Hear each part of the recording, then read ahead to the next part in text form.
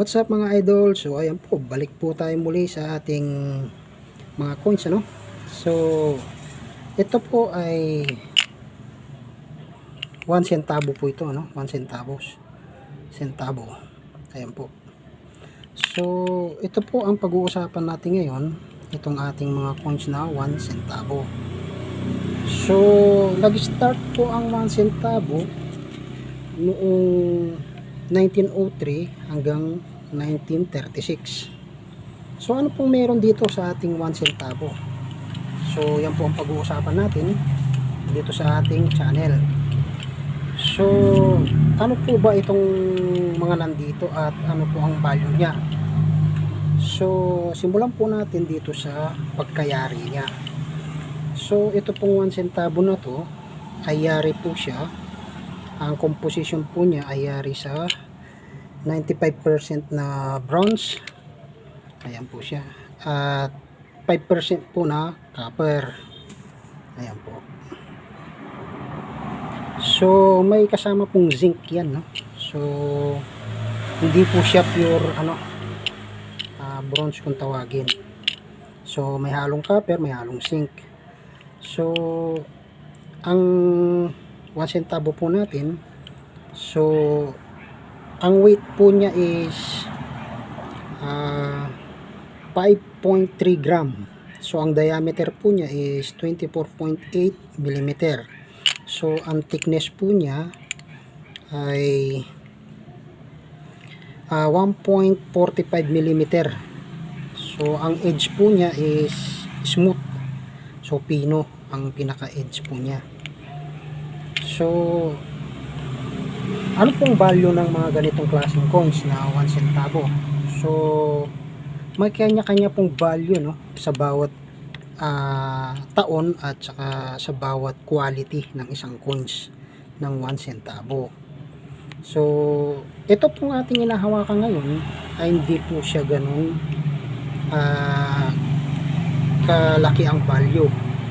So mostly po mga ganito is halos nasa ano lang po ito. Sabihin na natin yung pinaka quality niya po siguro is nasa 500 to 1k. Yan yung mga mostly. Pero pag ang pag-uusapan po ay taon at saka quality, so ang pinaka ano po dyan, ang pinaka value po ng mga ganitong quality coins ay umaabot po yan ng 1,600 hanggang 5,650. Depende po yan kung anong taon at kung gaano po siya ka-quality ng isang coins. So kapag ang taon po niya is yun nga, gaya po na sabi ko, is mas mababa at ang isang collector po ay ang hinahanap niya ay mas ano po yung taon niya, at kung titingnan niya po kung mas quality pa po rito ay talaga pong mataas ang value niya, yung ganitong klaseng coins na 1 centavo.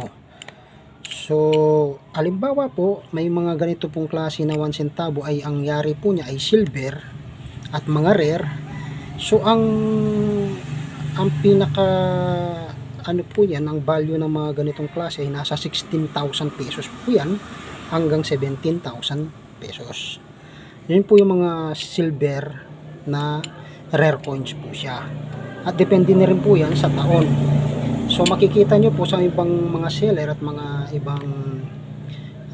ibang collector o nangungoleksyon, so talagang makikita nyo po ang quality ng isang coins kapag po sila ay bibili.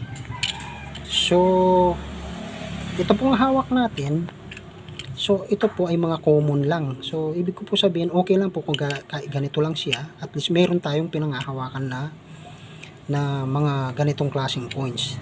Ibig po sabihin, collection lang po talaga siya. So kahit hindi man po siya ganong ka-quality, ay ang importante dahil nangungoleksyon lang po tayo, at least meron po tayong mga ganitong klaseng coins na 1 centavo.